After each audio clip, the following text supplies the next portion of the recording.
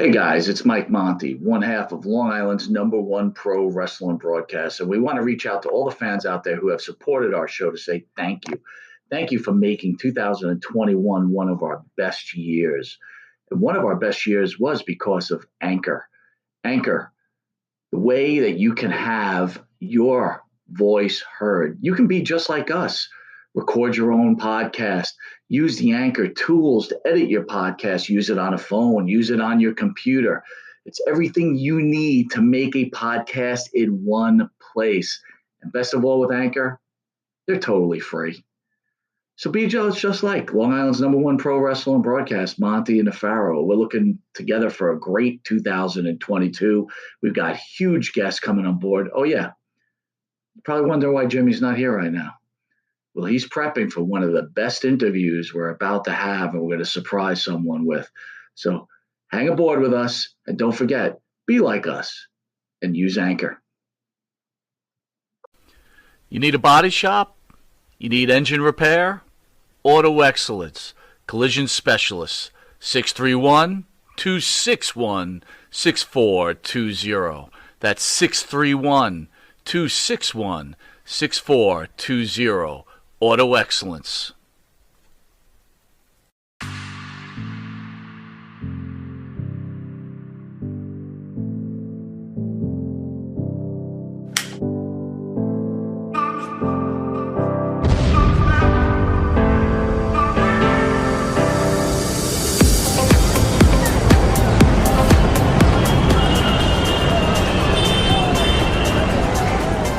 Dino Luzzi Energy Drink.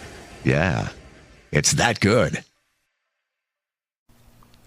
And APB, American Protection Bureau, voted #1 best on Long Island for all your security needs. Call 631-390-9050. That's 631-390-9050. APB.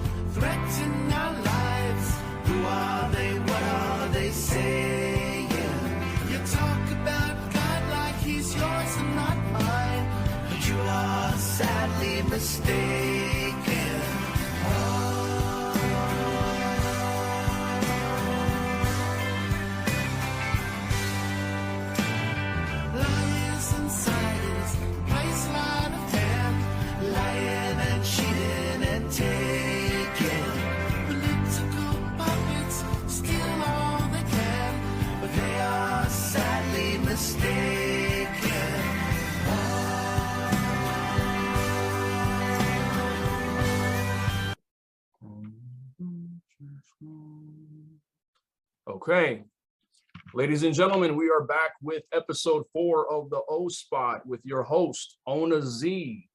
Hello. And the last time we left off, we were talking about the industry, revolutionizing the business. I was actually watching an interview with you the other day. You were talking about doing your scenes back in the day when you were doing scenes. And that was that sometimes you had an out-of-body experience where you would kind of like leave the business on set and you wouldn't bring it home with you, but you would have an out-of-body experience where you would be able to enjoy the experience for what it was. You remember? I do.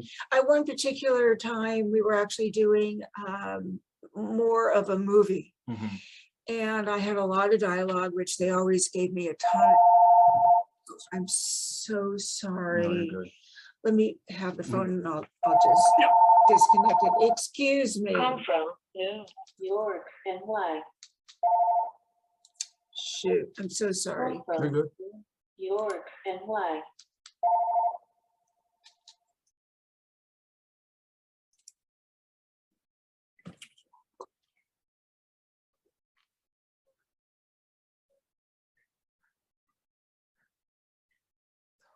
Please just stop. Okay, I'm back. I felt like I was actually the character, and I was no longer Ona, and I was just this person, whoever I was, and I didn't have to remember the lines. I didn't have to remember anything. I just had this out of body experience where I was the character. And I had that a couple of times. It was very strange, but you know, when I came out of it, it was like snapping to. And then all of a sudden I remembered who I was. And it was a little scary. It was a little bit scary because it threw me off, but it was very interesting to be in that place. So talk about some of the male performers you did scenes with. Who are some of your favorite male performers to work with? Well, I think my favorites were Richard Pachenko, who eventually left the business and he wasn't happy. He didn't feel that he got what he deserved. I'm not exactly sure what that is, but he was very angry. And but he was good because he was an actor. John Leslie was great because he was a director and an actor. And of course, I don't know that you know this, but he died suddenly. He was writing on his computer and he just had a heart attack and keeled over. Wow. Yeah, it was very sad. And who else? There weren't too many others that I think were my favorite. I think I wasn't attached. You know, a lot of women get attached to certain men, and I really wasn't attached. I mean, I just didn't, whoever it was, it was. And do you feel like you could have been, okay, so an ordinary day in Ona Zee's life in the industry, did you feel you were able to be more expression, I say this, more expressiveness through sexuality in your films or in personal life?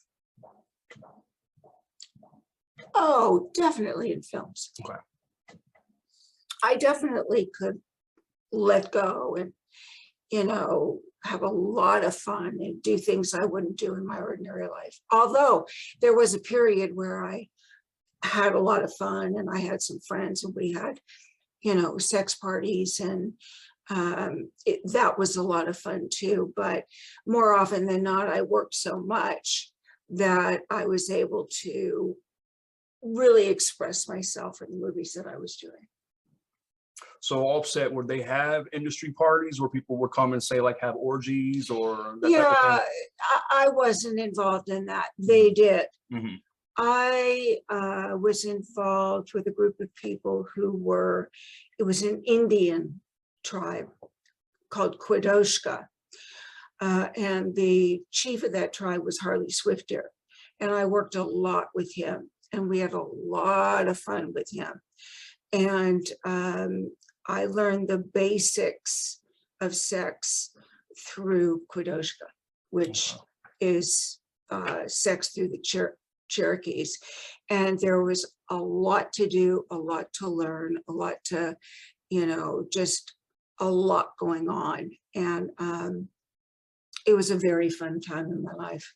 So that's actually really interesting to me, because it's like, okay, so people in America kind of have ordinary sex. They go through the motions. Like how do you explain the difference between their type of sex to our type of sex? Well, they do rituals and they take you back to the beginning of your being and do body imprints where they put their hands on your body and they imprint you while you're remembering being birthed. And oh gosh, it's been so long.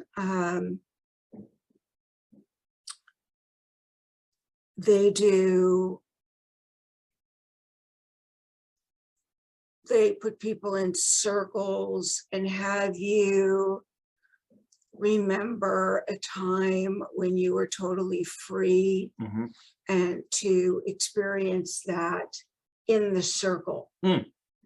And you can go crazy if you want. I mean, not crazy, but fun crazy. Right. And everybody had a different story, and it brought out the best in them sexually. We all had a different name. We were given a different name. I was Braveheart. Somebody else was Firebird, and you had to live to your name. It's kind of like role playing. Yeah, definitely role playing. And Harley gave us those names because of what he saw inside of us. Okay. It was great. It was a great time. But all that was safe and everything.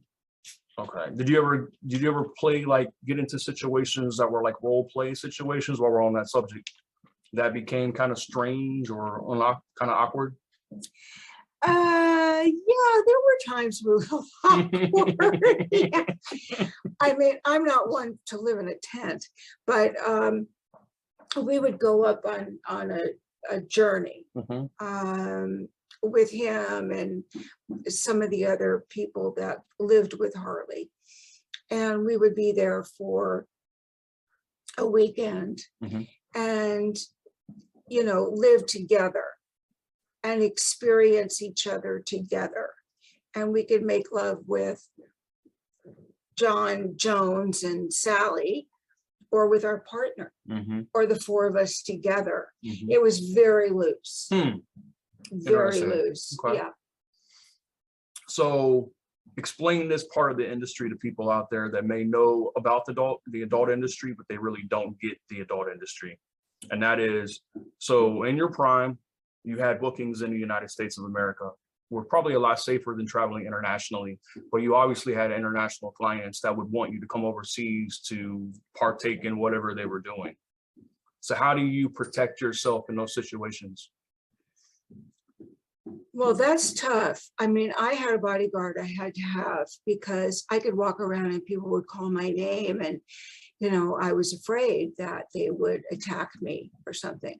So many times I would try and coordinate seeing a fan or a group of fans when I was going to Canada or France or Italy or whatever. And I would bring that person with me. So I would feel protected because it was scary. I bet. And I had a couple of incidences. I was in a hotel where a fan came, and it just happened to be the time where there was a sheik there. So there were bodyguards on each side of the,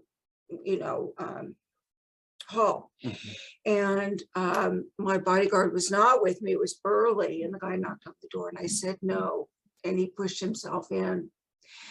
And I said, I'm going to call the police. And he said, fine, tell him what you do. I said, I'm fine telling him what I do. And I eventually opened the door and asked one of the guys to take him out.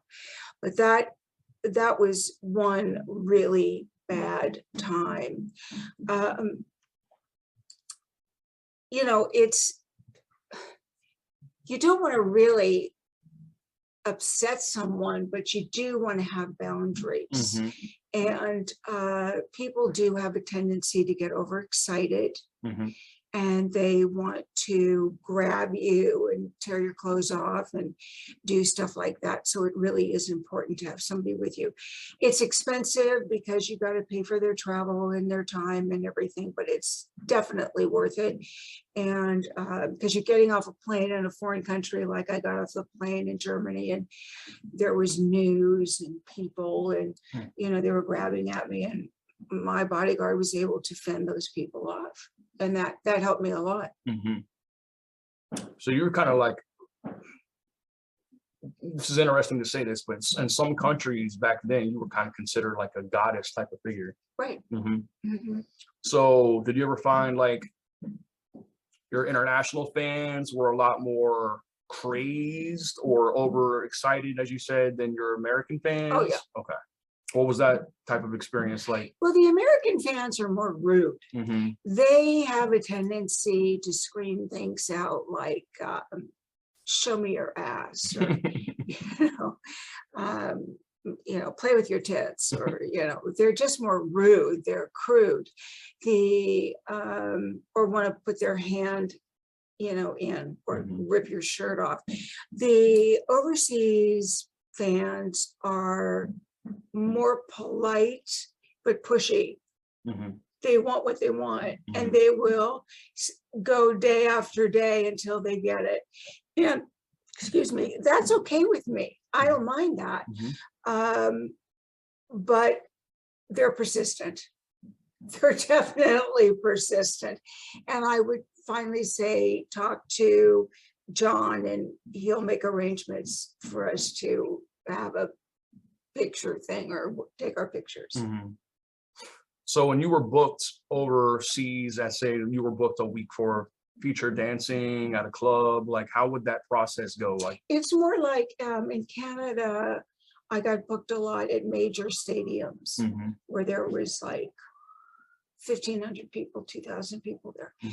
In Italy, I got booked for book signings, stuff like that, movie signings. There, people were, Italy, as you know, is small. It's wherever you go, it's small. Right. And people were jammed in.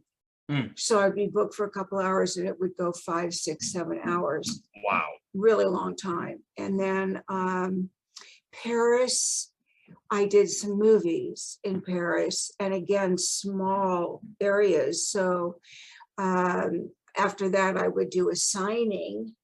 And so you're looking at a 14-hour day. Right. And Australia was very interesting because they didn't tell me I would be speaking at Congress. So I didn't have my hair done. My makeup wasn't right. I had no idea. I said, what the fuck is going on? And they said, well, you're supposed to be. I said, well, you could have told me. That would have been intimidating too. Well, yeah. I mean, they had like the president had spoken, they had all these pictures on the wall.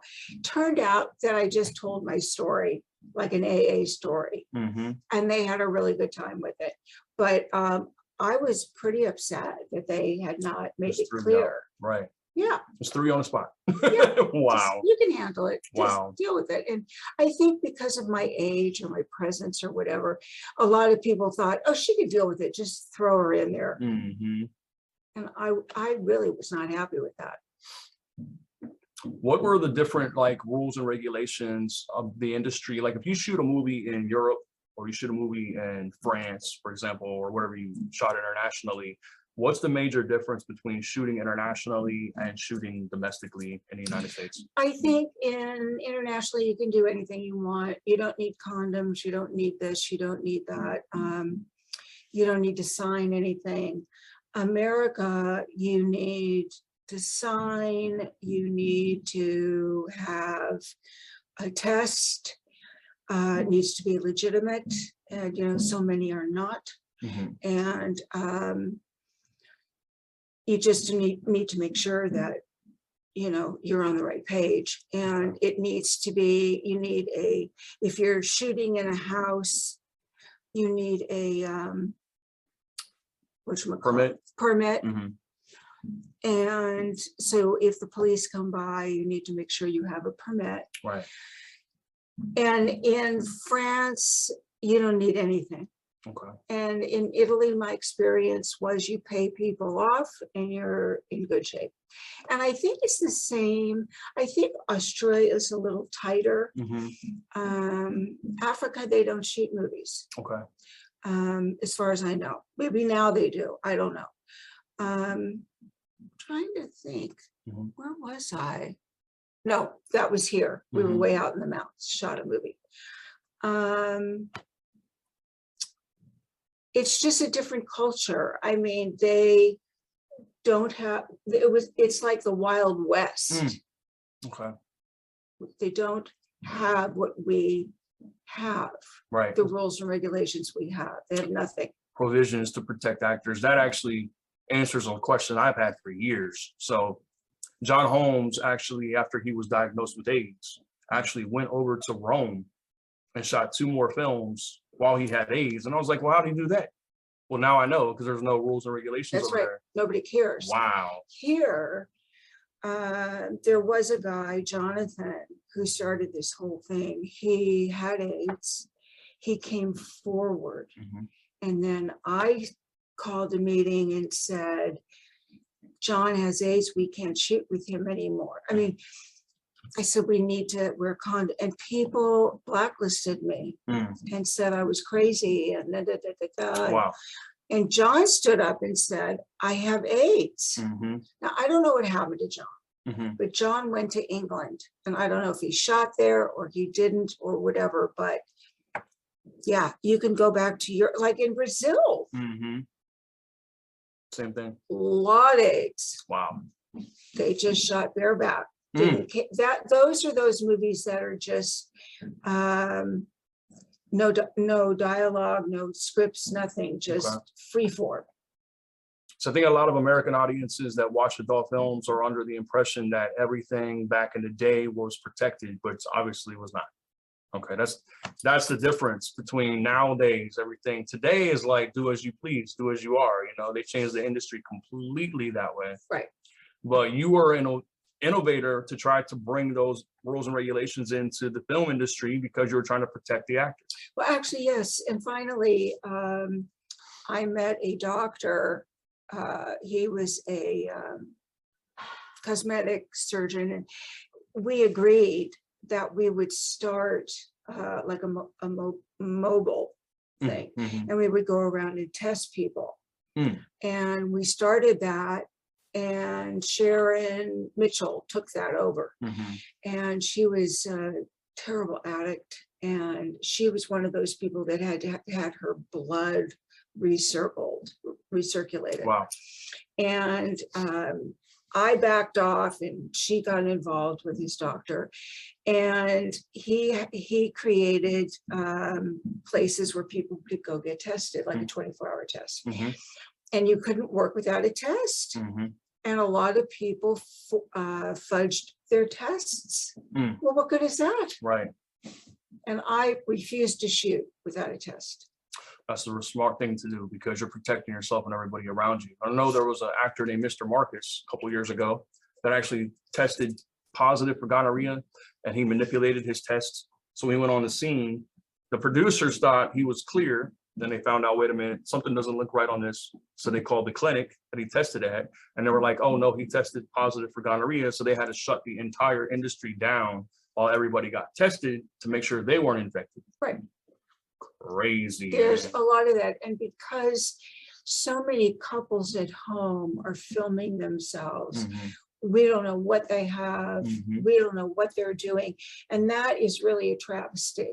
That's the hard part of, you know, people going off and just having random sex. So do you think like the amateur genre, like the home video market has kind of like flooded out the industry? Okay. Yeah, I think it's been horrible for the industry. I think it's really taken us down in a big way. I think, you know, adult films are adult films, and they should stay that way. And for some reason, this home video stuff crept in there. And actually, I'm not interested in seeing that. Right. I Yeah, would- because nobody is interested in seeing that. And as far as I'm concerned, you can see that anywhere. I want to see the professionals. I want to Me see you. I too. want to see people like you. You know, that's what always enticed me to watch the films to begin with. I want to see the pretty people. Yeah, 1000%. You know, so that's as far as your era, they had scripts, they had budgets, they had actors who could actually act. Yeah, we had, costume designers and set designers Mhm. and makeup artists. Mhm. And listen, a lot of those people weren't the nicest people in the world, but we had a movie set and it was really fun. It was so fun, Tim. It was,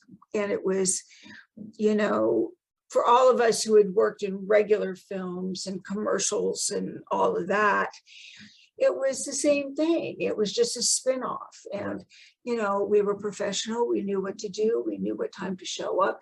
And, look, there was I remember Keisha was 18 years old running around in roller skates. There was that too. They based her character was an inspiration partly for Boogie Nights. Right. There was a character in there that had roller skates. And the last time we talked about that, I remember Roller Girl. They called her Roller Girl on Boogie Nights. Right. That's interesting. That was Keisha. Mm-hmm.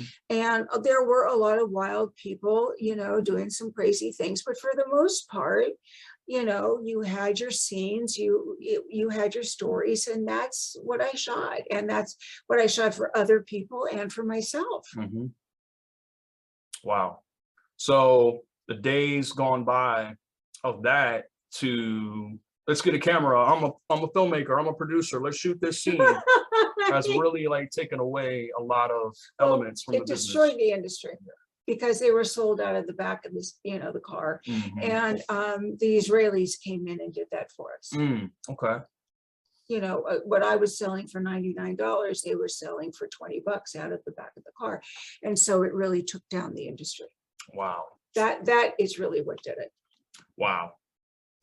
Yeah, because a lot of people wonder why the films of today's genre are not as quality as they used to be. And that's a large part of the reason right there.